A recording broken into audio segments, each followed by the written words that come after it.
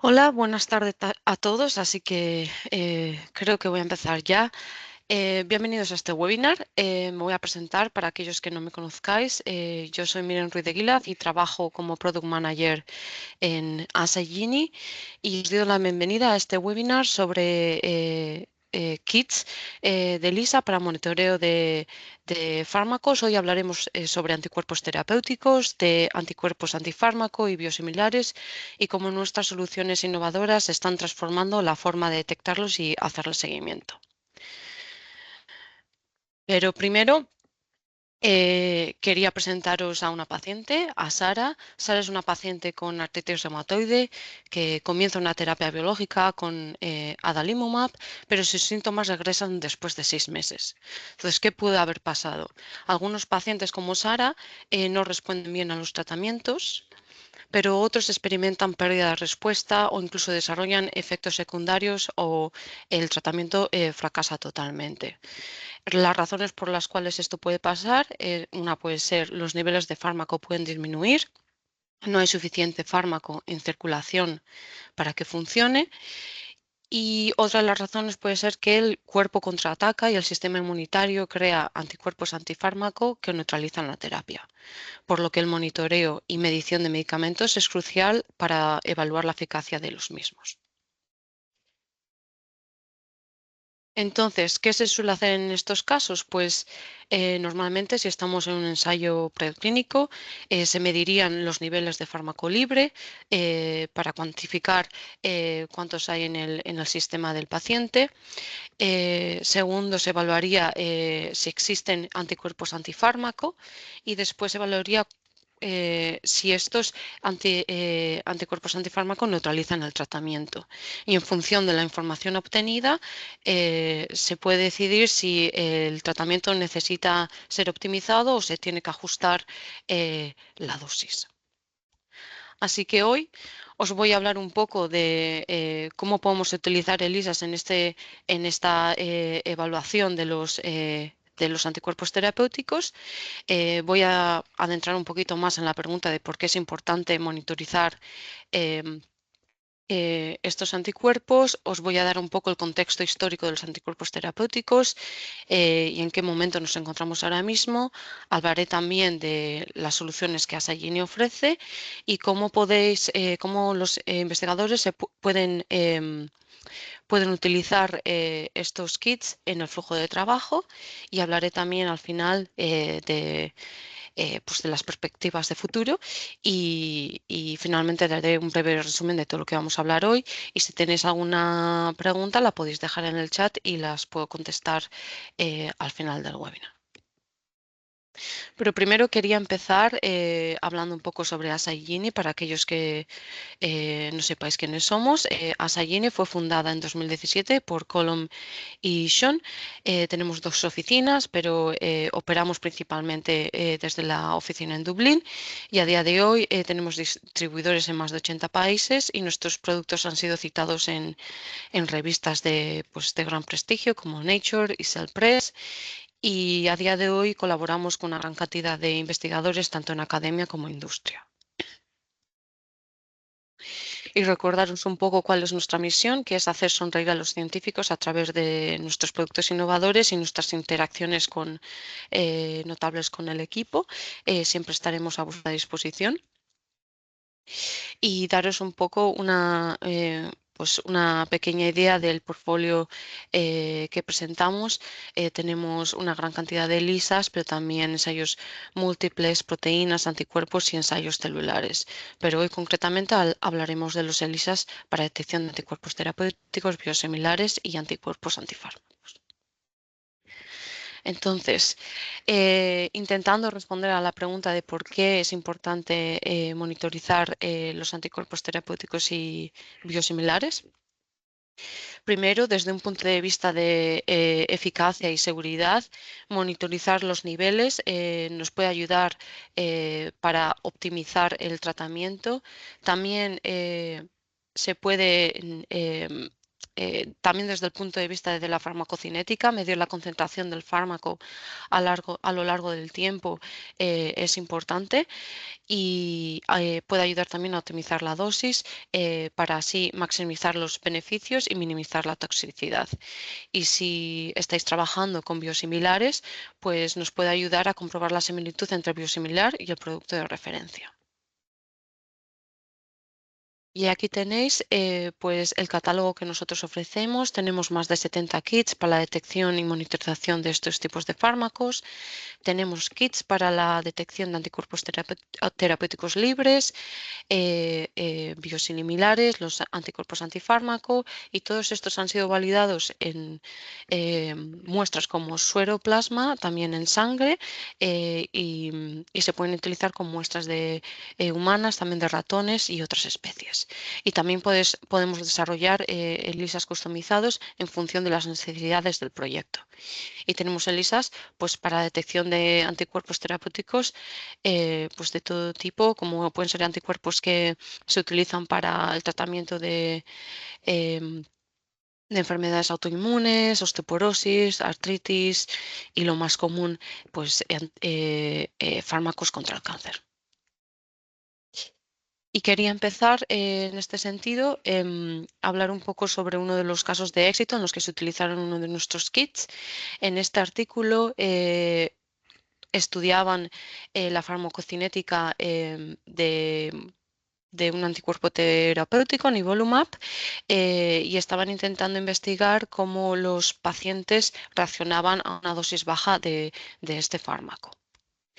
Así que los investigadores necesitaban un kit cuantitativo validado para muestras humanas, en este caso muestras plasma de pacientes.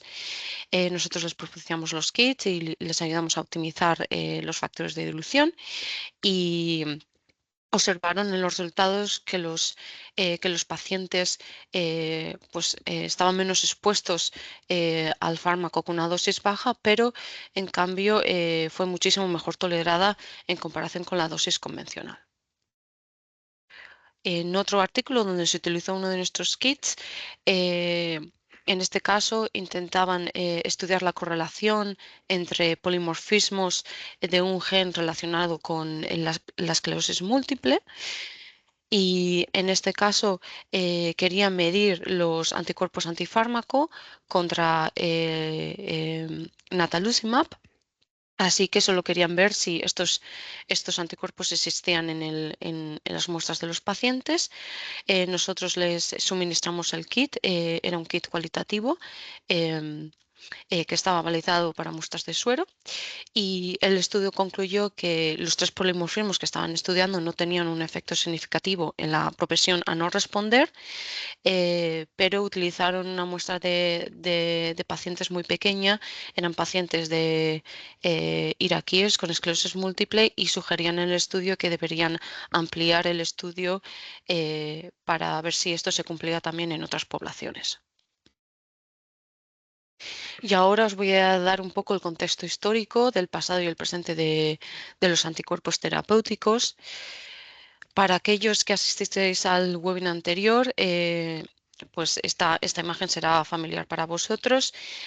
Como podéis observar, aquí muestro la historia del desarrollo del anticuerpo monoclonal desde el origen del ratón hasta el origen humano.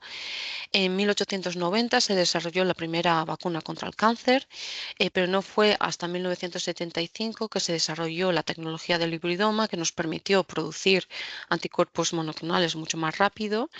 Y a lo largo de los últimos 50 años se han desarrollado diferentes tecnologías y se han realizado diferentes descubrimientos que nos han ayudado a optimizar estos anticuerpos para el tratamiento de diferentes enfermedades como es el cáncer, pero no fue hasta los principios de los años 2000 que se aprobó el primer anticuerpo monoclonal con, con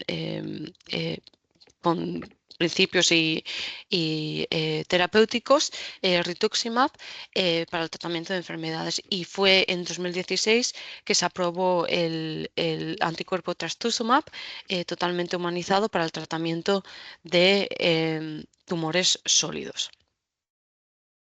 Así que quería también hacer un poco una distinción entre los anticuerpos que voy a hablar hoy para que todos tengamos claro cuáles son las diferencias.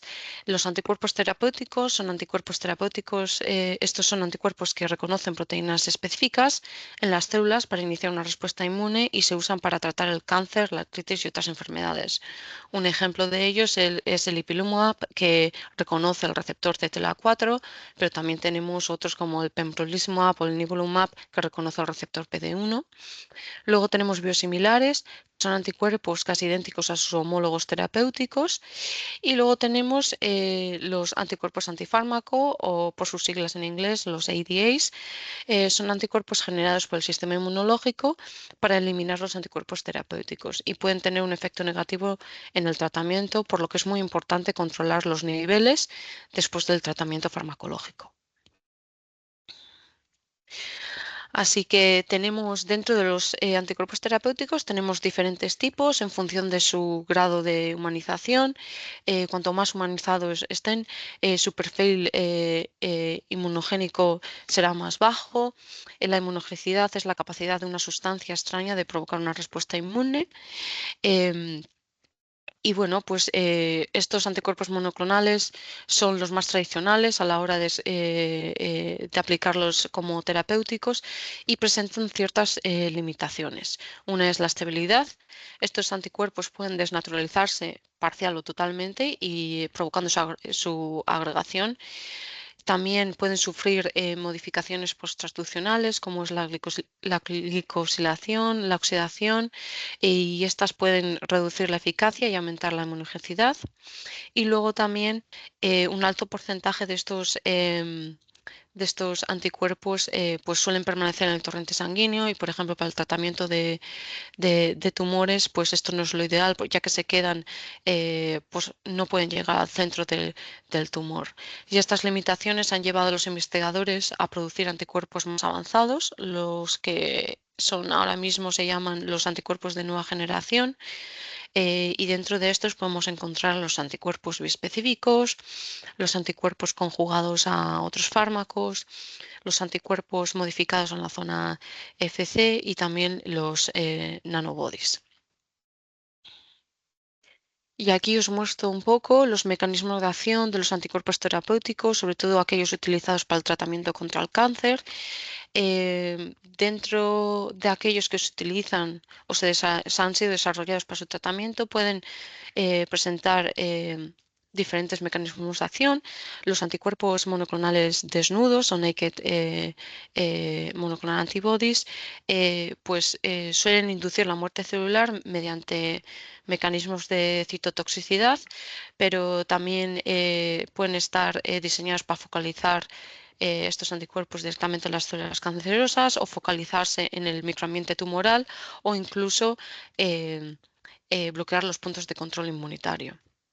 Luego tenemos los anticuerpos biespecíficos que he mencionado anteriormente, que han sido diseñados para ser dirigidos a dos receptores y de esta manera se puede mejorar aún más los efectos terapéuticos. Luego también tenemos las células CAR-T.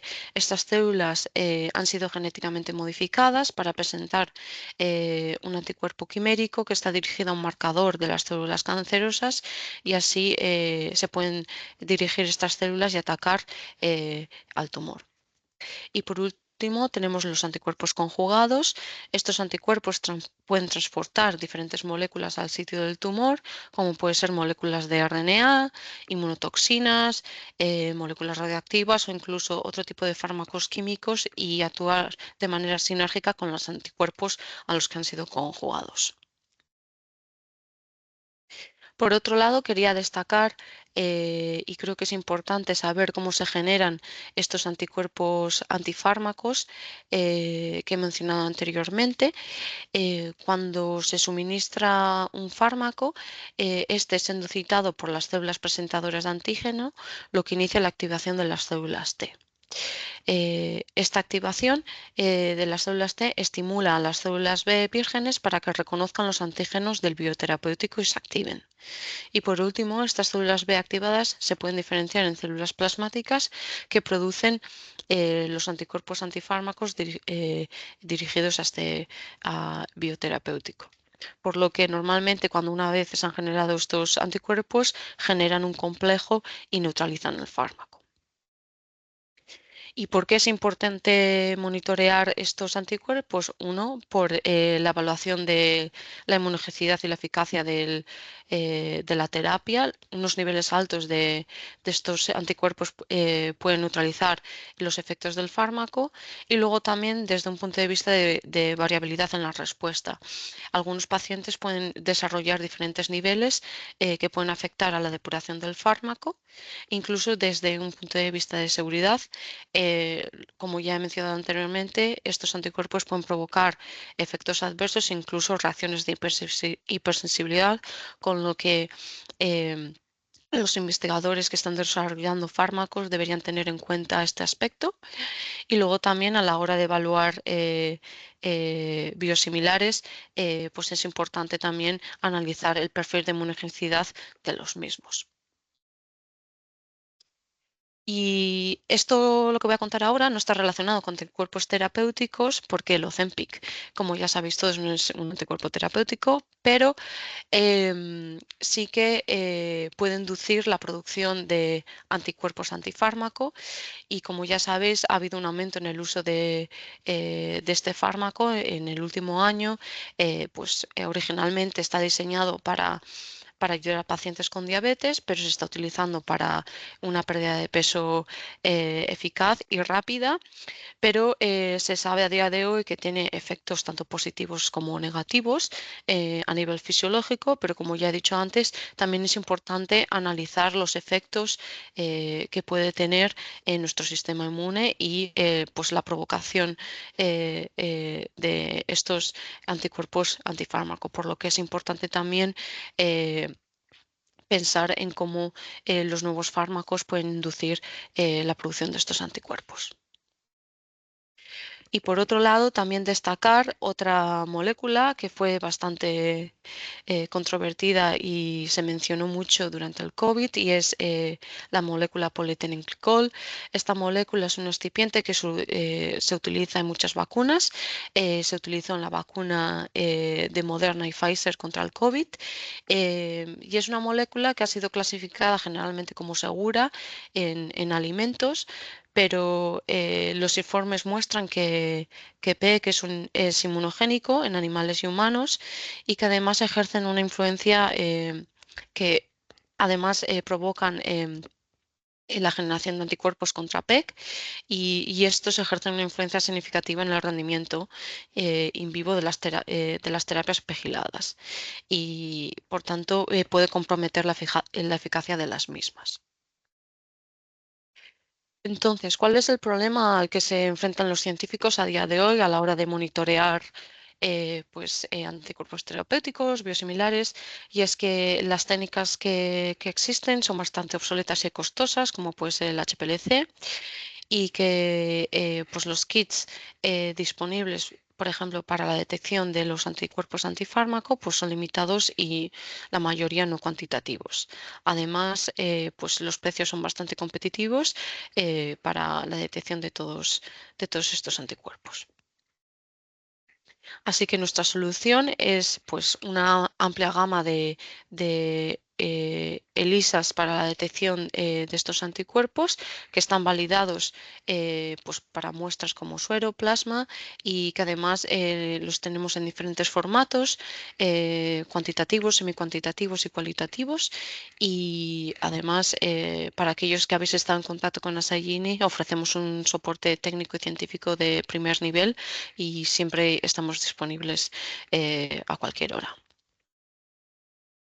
Y ahora voy a pasar a mostraros un poco cuáles son las diferentes opciones que presentamos y cómo podéis utilizar estos ELISAs en vuestro flujo de trabajo.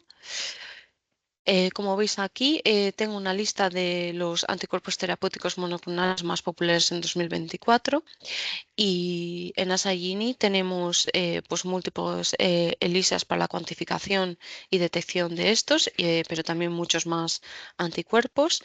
Tenemos kits para la detección del fármaco libre, pero también detección de los ADS libres, tanto versus los totales. Estos kits han sido validados para muestras en ratones, de muestras humanas y otras especies. Y aquí os muestro también un poco la lista de los anticuerpos, de los kits para la detección de anticuerpos anti-PEC. Tenemos 12 kits y también validados para muestras humanas, de ratón, de rata, de conejo, etcétera. Y estos kits son ELISAs indirectos, cuantitativos, presentan una alta sensibilidad y también han sido validados para muestras de suero, plasma y de cultivo celular. Como podéis observar aquí, los protocolos de estos ELISAs son bastante sencillos. Y para el caso de los ELISAs para detección de anticuerpos terapéuticos, solo se requiere un volumen de 10 microlitros de muestra para realizar el ensayo. Y aquí os muestro las curvas estándar. Estos son parte de los datos de validación para dos kits, el ELISA cuantitativo de adalimumab y el ELISA cuantitativo de etanercept. Y como podéis observar, tiene un amplio rango de detección, tanto en suero como en muestras de sangre. Y a continuación os quería hablar uno de nuestros kits, que es bastante especial. Tenemos un kit que detecta los anticuerpos antifármaco y se puede hacer la diferenciación entre los niveles de estos anticuerpos libres versus los totales. Este kit incluye un ácido débil que lo que hace es romper el complejo fármaco-anticuerpo. Cuando estos anticuerpos se generan en nuestro cuerpo, se unen al fármaco, por lo que si queremos saber cuál es la fracción de anticuerpos que están neutralizando el fármaco, es importante saber eh, cuáles son los niveles totales versus los libres. Así que cuando se está utilizando este kit, si se añade este ácido rompe el complejo, la muestra se neutraliza y después el anticuerpo se puede unir al fármaco biotilinado que incluye el kit, formando un puente y así se permite la detección de los anticuerpos antifármaco. Esto es clave para las pruebas de inmunogenicidad y hay muchos competidores que no ofrecen esta tecnología, por lo que con esos kits que no incluyen un ácido débil, pues no se está realizando pues un estudio exhaustivo de esos anticuerpos antifármaco. Y aquí os muestro un poco en qué puntos de la investigación se pueden utilizar nuestros kits. Así que si queréis empezar la evaluación, podéis de los anticuerpos antifármaco.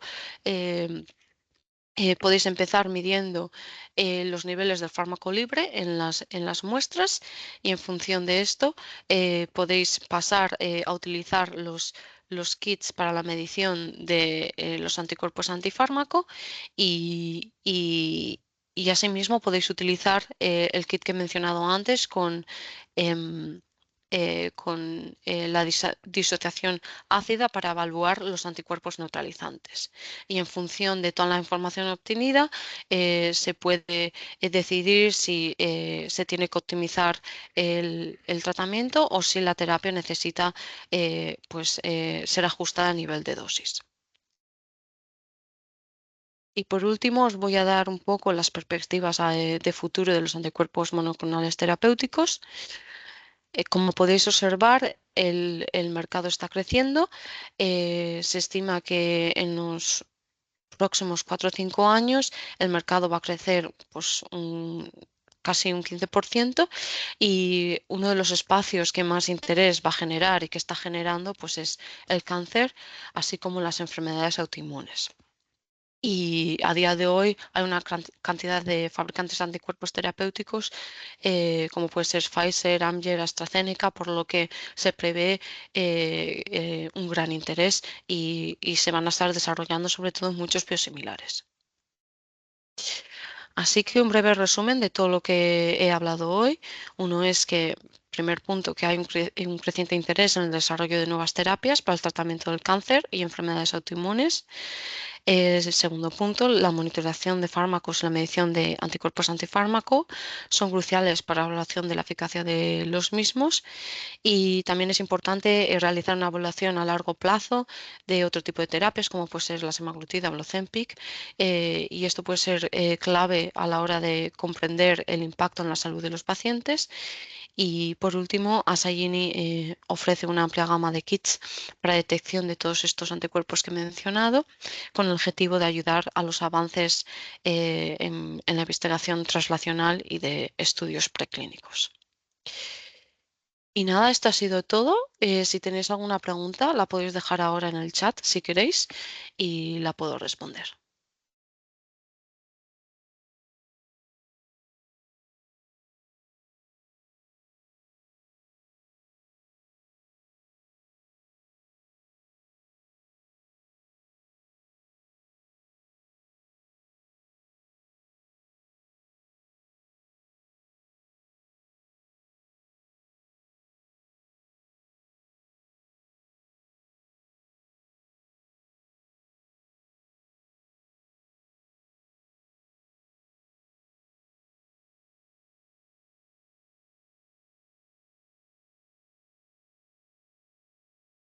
¿Ninguna pregunta? Pues nada, esto ha sido todo.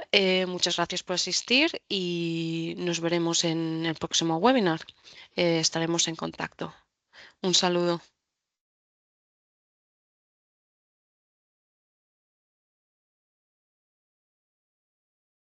Hasta luego.